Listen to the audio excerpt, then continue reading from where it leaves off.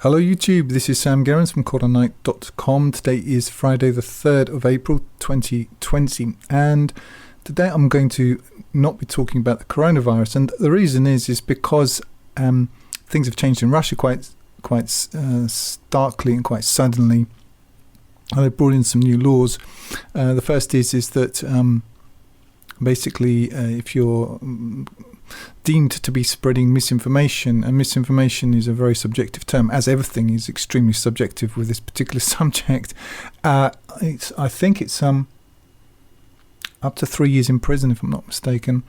And as everything to do with this is so subjective, it's basically accusation is guilt. There's no such thing as actual diagnosis in this of any kind. But I am going to talk about some of the backstory to this, but I'm not going to get into the actual thing now. And I took down 4 or 5 videos, and quite a lot of people have contacted me saying, "Oh, these videos have gone." Yeah, I took them down, and the reason why I took them down is because I have to choose I have to keep my powder dry and choose my battles.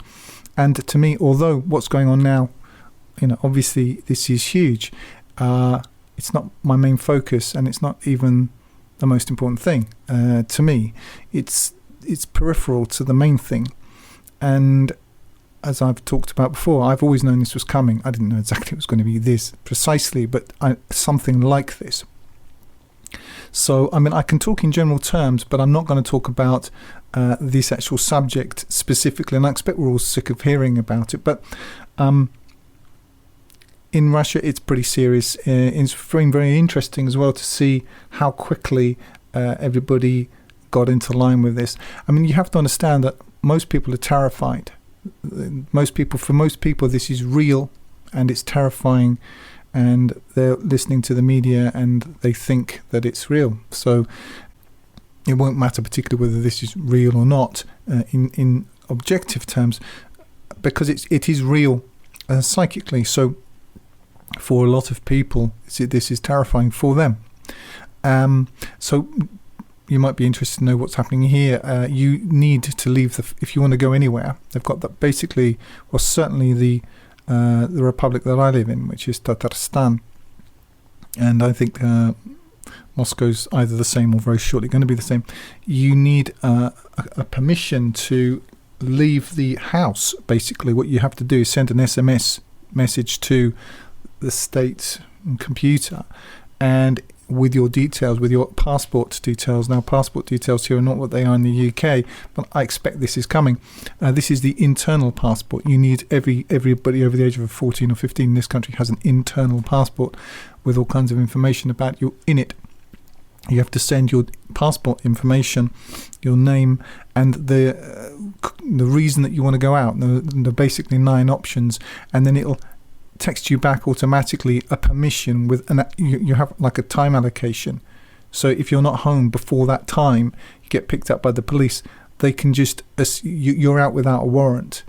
Anyway, I'm not fear mongering. I'm not even really particularly. I'm not saying it doesn't bother me. It bothers me, but for me, the focus is my work, and that hasn't changed. And I've always known this was coming. So I'm just telling you that that's what's happening here. I went out a couple of days ago when this was just starting, and people were sort of on a voluntary lockdown, and I went out and walked around, and there were people with masks on and photographing people who were out. In fact, I was approached in the park by these 2 sort of junior, very, very junior sort of wannabe officials with their masks on, and saying, "Do you know that this is a quarantine and you're not supposed to be out?" I said, "I don't want to talk to you." Just walked off. But there's lots of sort of shaming and excuse me, I've got a bit of a cough. Perhaps it's coronavirus. Lots of sort of shaming in shops and all of this nonsense. But anyway, that's how it's going here. I don't know if it's still the same, but Belarus under Lukashenko, he doesn't believe it, and has said as much. And there are whole countries where nothing's happened. I think Mexico's the same. And Sweden, amazingly, you'd think Sweden would be under, jackboot lockdown, but no. Anyway, I'm not going to talk about the specifics of the thing because it's not worth it to me at this time. There are things that I'm prepared to die for, but discussing that particular subject isn't one of them. What I want to talk about is what had to happen to get us to this point of this hysterical, unreasoning society where logic has just gone out of the window. We've been coming towards this for a very long time, and I would take it back even about the time of the marches for women and the for getting women to vote, because that was the first thing that really took the power away from men. We've been on a very set trajectory over 100 years, from the suffragette movement to today, of destruction of masculinity and reason. If you look now today at, for example, a newspaper, a news website, it's all. I mean, I don't even read them so much now. What I do when I look at, say, for example, the Guardian or the Independent, I just do a search. You can search on a web page, and I just type in particular words to see how many times they come up on the homepage. For example, if I put in coronavirus, just put in corona, and it was 96. COVID 15. So you can just gauge without having to read this nonsense, what the level of fear is. But if you do scan, and I only really scan this tosh now, but it's all to do with feelings. Somebody's outraged, or somebody's cried or nearly cried. That's not news. It's not news to me. It's not even interesting. But it's become news to a very histrionic, feminized culture. And what I'm trying to say is that our education has been systematically dismantled. The culture has been systematically dismantled, weaponizing pretty much everybody. I mean, they're weaponizing the sodomites currently, and soon to be the pedophiles. But they weaponize women, and women have been absolutely. I mean, I'm not here to knock women, but they have been given the opportunity to destroy their families and the society, and they've taken that, and the reason, with both hands, the no fault divorces and all the rest of it. And the reason why I'm saying this is that had this not all happened over this 100 years, and they'd rolled this out, what's going on now, it would be much harder to enforce it. Women, naturally, this isn't a criticism of women, but it is a fact, they incline to protection. That's why they gave women the vote, because they knew that women would always vote for more power for government, because it makes them feel safe. That's what they want. And it's just, this is known. I'm not accusing women of anything. I'm saying that the ruling elite studied women and knew how they could use them to destroy their own house with their own hands. And that's what they've done. There's no question about it. As I've talked in other videos, women, tragically are now not, they're not only the wives of the state, they're the whores of the state. And the state is the pimp. And if you look what's happened over the last 100 years to marriage, and the family being the building block of the society, the takedown of men was a military goal. It was a military objective, and it's been achieved absolutely brilliantly. And I've known this pretty much since I was, certainly since I was conscious, as a young adult, of things. And even younger, I always felt that this was happening. What I'm trying to say is that that was necessary for this, because men, and when I say men, I'm not talking so much about soy boy type of men. I'm talking about men, rational men. They can think things through, and they want proof and evidence, and just people really feeling it is not enough. So this is what I'm trying to say, is where we are now is really the focus point. Is where this project has been going for a very long time. That's just one aspect of this. Look at centralisation, the centralisation of all the food. We were 100 years ago, most of us were on the farms. I grew up in the countryside, and everybody I knew lived on farms. Went to a local school. There were 30 people in our school. I just caught this was the early 70s, so I just caught the last embers of the more rural society.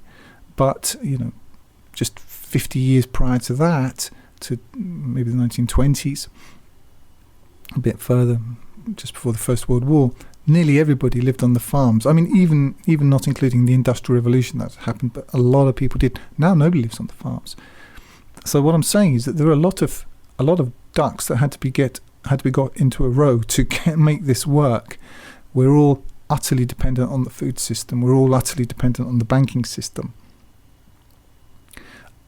There's the destruction of culture, which is any country. It doesn't matter where you go. India, their culture has been destroyed. Pakistan, their culture has been destroyed. It doesn't matter where it is. I get letters from people all over the world. But Turkey, the women have been weaponized there. Even in what you think of as being very conservative Arab countries, the women rule the roost in a lot of these places, and they've been weaponized, and that whole revolution is happening. You see, they don't need to overthrow the actual system. Usually the actual system, the political system, is owned anyway by the West, or what we call the West.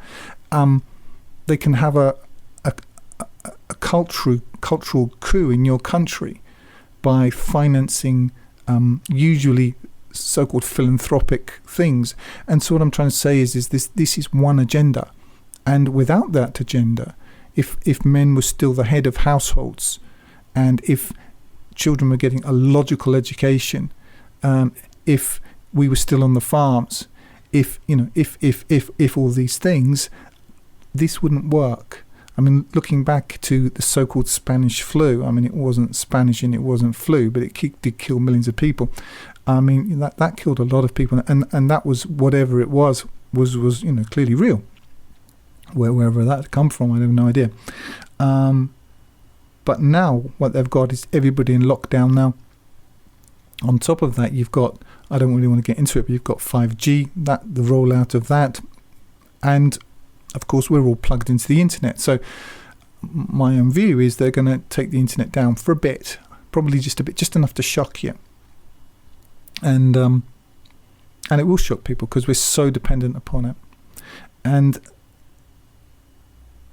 so that's all of these kind of strands coming together at the same time. To me, I think to anybody with a logical mind, would demands, some sort of analysis on the basis of design. If it looks like a clock, this thing has been built. It didn't just fall together like you just sort of throw some bits up in the air and they all came together and formed a Swiss wristwatch.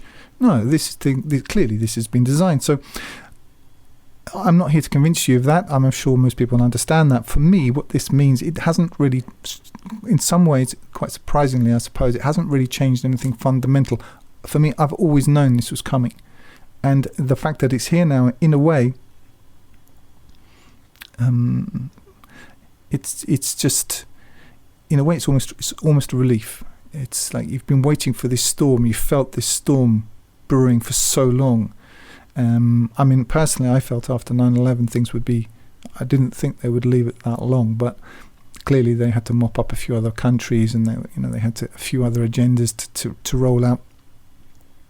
But the fact that this is happening now, in a way, makes it simpler. I don't know what the future holds. I think there are a variety of scenarios. But what's for sure is what is happening, there's no question about it, is an economic and a political worldwide coup. And I think that what we see is what actually is happening is the reintroduction of feudalism. We're going to move back to a feudalistic economy where the peasants, and that's you and me, folks, are just going to be told what we can and cannot do. A kind of a police state, a high-tech feudal society. I think that, as far as I can see, there's been a big rollout of medical equipment and beds, and which are not being used. I mean, we're being told that they are, but they're not clearly. But I think they're there for a reason. I think they're going to. I think the problem will be, downstream. I'm going to leave that there. I'm sure you can sort of work out what the rest of it is. But for me, the focus is finishing this edit. I'm finalizing because my work, the Qur'an, a complete revelation, it was such a huge task. I know in internet world everyone thinks everything's free and everything just magically appears, or you've got some huge organization behind you. I mean, I get emails all the time, people saying, pass this on to someone in your team. I'm thinking, yeah, okay. I mean, to be fair, I do have a couple of people that close guys that I'm working with now, but in terms of a team, like an organized structure or something, it doesn't happen. I mean, people are, they if there's sort of admin stuff that has to be done with book orders and so on, they're actually surprised when I respond, like they're expecting my secretary to handle it. No, there is no secretary. It's just if it has to get done, I have to do it. But all that to say that with the first rollout of this book, the Qur'an, a complete revelation, it was a proof of concept. I wanted to. It was a huge amount of work, but I wanted to prove that the main points to see whether it fitted, and it clearly does. And what I'm doing now is going through, and what I've been doing since October is going through with an absolute fine-tooth comb to clarify, just to fact check and just clean things up for a final release. After which I'm not coming back to this. And like anything, it always takes a load longer than you think it's going to. But I'm working on that all the time now, apart from when I make videos. And so there's that. And the second thing is that once that's done, that will then, this version, this final clarified, finished version is going to be the version that I'm going to use in the God protocol. And I'm very close to the end of that, but I don't want to finish the last 2 chapters of that until I've done this. And then I'm going to hook out all of the finalized version of that into the God protocol, finish the last couple of chapters of that and publish that. And then that's basically it. Then we go to the next stage, which is actually warning the elite, which is quite a simple process actually, which I'm not going to get into that now. So for me, where we are now with the coronavirus thing, in a way it just makes me understand even more clearly than I did before. Thank God that I'm doing this. Just on a personal note, if I'd stayed in my previous incarnation, the kind of jobs that I'd had, corporate jobs, I mean, I remember looking back, and this would be 10 years now, I was in a very well-paid job, and my job entailed flying, I wasn't paying for it, but I entailed being sent around the world on a very regular basis, like once a week, once every 2 weeks, definitely, in business class or better, to stay in top-of-the-range hotels doing this work that I did, which was of a public relations nature. I remember thinking then, I mean, I had 2 reasons why I didn't want to do that. The first was that I knew that something like this was coming down the pike. I didn't know exactly when, and I didn't want to be in a job which required me to fly, because I knew that this was a dead end. Secondly, I didn't want to do it because I didn't want to have to work for clients. I mean, my main clients were actually fine, but I knew there was coming a time when I would, if I wanted to continue to work there at the level that I was working, I'd have to be working with pharmaceutical companies and stuff like that. I wouldn't do it. So I decided to get out, and that is what I did 10 years ago, and start like a micro business and just kind of come out of the system and just dedicate myself to what I thought was important. And from this point of where I am now, looking back, I'm just grateful. What a horror story it would have been to be stuck in that, that whole life, having wasted those 10 years, 8 years, whatever it is since then, and not having done this project. Strangely, what I feel is gratitude. So I know perhaps that's not perhaps the appropriate feeling, but that is what I feel. And which brings me to my last point, which is there's been an awful lot of planning that's gone behind this. And as I'm sure people will know, you can't wake people up around this. People are locked into their psychosis, and they've invested an awful lot into it.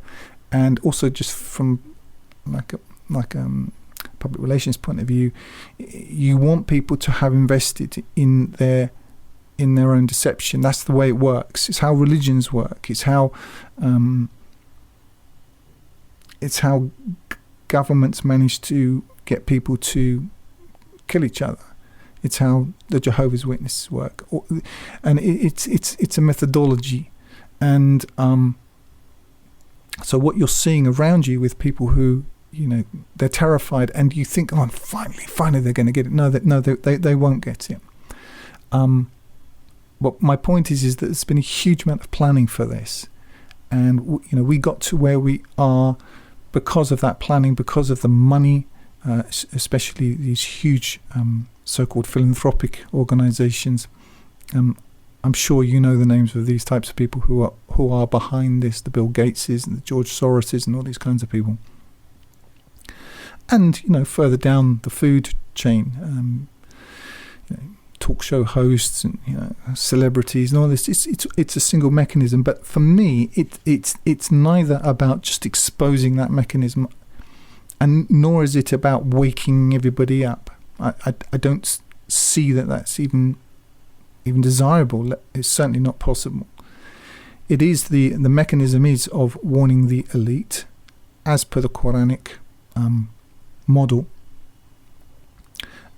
And as the Qur'an says, they plan and God plans, and God is the best of planners. And we read in the Qur'an also that God says that He will make His deen above every deen. This system is a deen. It is a religion. It's a doctrine. They have a doctrine and they believe it. And God says that He will make His deen above that. Well, if the Qur'an is true and the warning mechanism is correct, then that's correct. And so waking people up isn't, for me anyway, isn't what I'm about. And we shall see. I suggest people to read the Qur'an. I don't mean necessarily my translation. Read your favorite translation. Learn the Arabic if you can, but read whatever is you're comfortable with, and apply it. Because, as I say, there's no VIP lounge. They have their day. There's nothing. Their riches and their children. They're not going to be able to defend them on the Day of Judgment. And if you think this is bad, wait till you see the Day of Judgment. This is the way to see it. There's no way out of this. They think they've got us trapped. But the thing about the shaitan is he always, always, always abuses those that serve him. So these people who are serving him now, they're on the brink of what they have right now. As I say, it's a worldwide economic and political takedown. They think that that they're very close to getting what it is that they've spent an awful long time, as I've sort of tried to summarize at least some part of this plan, organizing and destroying societies, and all of these secret societies and so on, who've worked tirelessly to destroy normalcy, decency, and so on. And they know that they were doing it. They've always known it. But they've told themselves that, the old cliche, the ends justify the means, because they think that they're going to bring in something better, a perfected society that, that is full of Platonic virtue. That's what they're building, and that's what they think they're building. But the shaitan will turn around and dump on them and he will disown them. It's not, it's very easy to think that they're somehow, the elite, and they're somehow immune to this. No, he's the shaitan. They serve the shaitan, and the shaitan is giving them something in this life, but he's taking them to hell, and he's taking them to hell for a reason. And also, he almost specializes in betraying you at the last moment. So in a way, I don't see this, perhaps in the way that I should. Perhaps I should, be terrified and so on. But at the moment, I'm not. What I am worried about, for me personally, is just not finishing my work. That's kind of my main concern. So that's why I wasn't going to talk about the specifics of what's going on with the coronavirus here and there, because it's not worth it to me. Because there's only one of me, and you have to choose your battles. Decide, keep your sights very firmly focused on where you can be most effective. And I can't be most effective if I'm dragged into some sort of machine now, psychotic machine, which is just gearing up as to crunch its way through undesirables. That's not a good use of my resources. If it comes to it, okay, but I'm going to feel a lot better about it if it comes to it, if I finish this. And so that's why I took down the videos. If you're in the countries where it's not an issue yet, fine, make those kinds of videos, and it's not going to stop me talking about the things which are absolutely important. But right now there are an awful lot of people out there who are very keen to please Big Brother, and I don't want to give them that kind of material. I can talk about anything else. I just don't see the point in talking about that, because in the present situation, it's not worth it to me. So anyway, that's really it. I hope that answers people's questions about why I took those videos down. It's been a bit of a rambling talk. I didn't, as I have now got some people writing to me saying, your talks used to be very well structured and blah, blah, blah. Yeah, of course. For me now, I'm spending 8, 10, 12 hours a day just working on this other stuff, on this editing and proofreading and so on. The fact I make videos at all is, quite surprising, to be perfectly honest. Videos aren't really my main focus. My main focus is that work. And I'd just like to thank those people who've been supporting me, especially recently. It makes a huge difference. Honestly, I could not do what I do without those people's support, and you know who you are, so I just want to say thank you. God bless you. Anyway, that's all for now, and I hope everyone's well. Stay calm in the sanity and trust in God, because to him is the return of all journeys. If you're listening on YouTube, you can download my full translation of the Qur'an free using the button in the top right hand corner, or buy the hard copy there at 10% less than on Amazon. I encourage you to sign up for the Qur'anite Plus newsletter on the site to get occasional micro updates. You can download the audio from my YouTube videos to your mobile device using the links in the drop down below. I recommend meetquranites.com to connect with other Qur'an alone believers. Like if you like, comment if you have something constructive to say, and subscribe to get more each week. And use the link in the drop down below to donate if you would like to help me keep doing this. And remember, this life is short, eternity is long. If you want good trees, plant good seeds.